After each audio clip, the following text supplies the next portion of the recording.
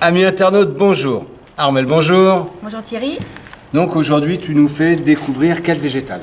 L'abutilon. Celui-ci. Là, on en a deux variétés, mais il en existe d'autres. Mais le principe de la bouture sera la même, que ce soit sur le jaune ou le blanc. Donc là, on va partir sur celui-là. Donc il est important d'aller choisir la bouture sur une jeune pousse. C'est-à-dire que là, on va bien voir la démarcation du foncé et du clair. D'accord ? Le foncé sera beaucoup plus ligneux, ça veut dire beaucoup plus rigide. Et c'est moins intéressant pour faire une bouture. Donc il va falloir aller chercher à la limite du foncé et du clair. Voilà, alors là je vais la couper. Voilà, là ma bouture elle est faite. Je vais recommencer une autre. Voilà. Là on voit encore le foncé, le clair. Donc je vais aller couper. Alors on pense toujours que quand on coupe une bouture, on laisse le pied mère, c'est-à-dire le pied qui sert pour prélever. On essaye de lui garder une bonne forme. Hein. Une belle forme. On ne coupe pas comme un sauvage n'importe où, c'est très important. Donc une fois que la bouture elle est prélevée, eh bien on doit la préparer. Donc pour la préparer, on va couper à l'intersection d'une feuille et de la tige, juste en dessous, voilà, à quelques millimètres en dessous, on coupe. Bon, nous travaillons avec des lames de rasoir, mais ça peut être un greffoir, un couteau, enfin quelque chose de bien tranchant et de nettoyer préalablement pour éviter les maladies. Ensuite, on va retirer les petites feuilles qui sont de chaque côté pour ne garder que ça. Donc voilà la grandeur. Donc on est parti d'une bouture brute, on va dire. Voilà, une fois habillé. Et une fois préparé avant d'être mis en terre, voilà ce que ça donne. Donc je vais habiller celle-ci encore pour montrer. Donc je vais couper en dessous très net. En fait je coupe là parce que c'est là qu'il y a l'accumulation naturelle de l'hormone. D'accord ? Pour qu'elle développe rapidement ses racines. Voilà ma bouture. Bon, je peux laisser la feuille ou je peux l'enlever. Les deux méthodes fonctionneront. Alors, pour ceux qui ne seraient pas adeptes de la lame à rasoir, on peut toujours prendre un greffoir. Un greffoir, oui. Ça fait moins peur. Ça fait moins peur. Oui, c'est vrai qu'il y a quelques coupures avec la lame à rasoir. Et là, c'est ce que tu as fait déjà ce matin, là? Alors, ça a été fait il y a à peu près un mois.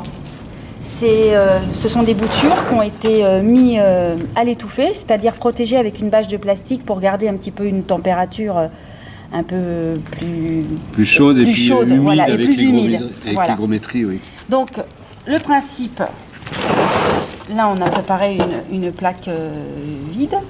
Le principe, c'est de remplir. Alors là, on a pris des plaques alvéolées, ça peut être dans une simple terrine, ou dans la mini-serre. Voilà, dans une mini-serre.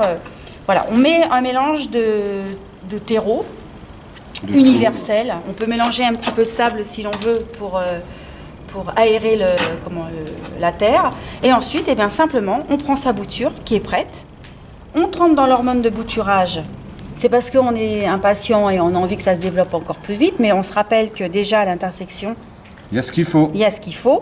Et comme on veut être sûr de notre coup, eh bien, on essaye d'activer le mouvement. Donc ensuite, avec un bâton, un crayon, enfin quelque chose de pointu, on fait un petit trou. Ensuite, on met notre bouture et on borne, c'est-à-dire qu'on serre. Voilà, pareil pour la deuxième bouture. Un petit peu dans l'hormone de bouturage, pas d'excès. On fait un trou, on applique notre bouture et on borne. Alors là, nous sommes en quelle période ? Donc là, pour la vidéo, nous sommes en octobre, ce qui est un petit peu tard. Début septembre, ça serait bien de commencer à faire les boutures. Donc début septembre, nous faisons nos boutures d'abutilon. Oui. En combien de temps ça a fait ses racines? Alors, il faut compter un mois. Il faut compter un mois, sachant que la reprise, c'est pas parce que vous allez faire 100 boutures qu'il y a 100 petites plantes Mais qui c'est vont... pour ça qu'on fait beaucoup On fait beaucoup. beaucoup de boutures pour avoir essayer d'en avoir un maximum. Là, sur la plaque, on voit bien qu'il y en a qui sont mortes. Alors celle-ci, je sais qu'elle est super bien racinée. Voilà, on voit bien son... Et ça au bout d'un mois. Au bout d'un mois. On n'a pas chauffé. Non. Température ambiante de saison. Et là, sur la fin, on l'a mis à l'étouffer quand même. Hein. Ça fait une semaine qu'elle est à l'étouffer.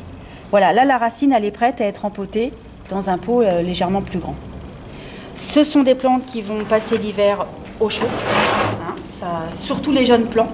Ce pied-là pourra éventuellement passer l'hiver à 3-4 degrés, mais les jeunes plants ont toujours besoin de beaucoup de chaleur. Donc, et après, bien sûr, au bout de combien de temps on arrive à ce joli abutilon? Celui-ci a 2 ans. Celui-ci aussi, ils ont 2 ans. Et celui-ci, tu me faisais remarquer que la nature reprenait ses droits. Oui. Et que les feuilles, en réalité, de l'abutilon, de celui-ci qui est panaché, sont vertes. Oui. À la base, il est vert. Mais le feuillage panaché, en fait, c'est un petit virus que la plante développe. Et les horticulteurs aiment bien, ça change de l'ordinaire.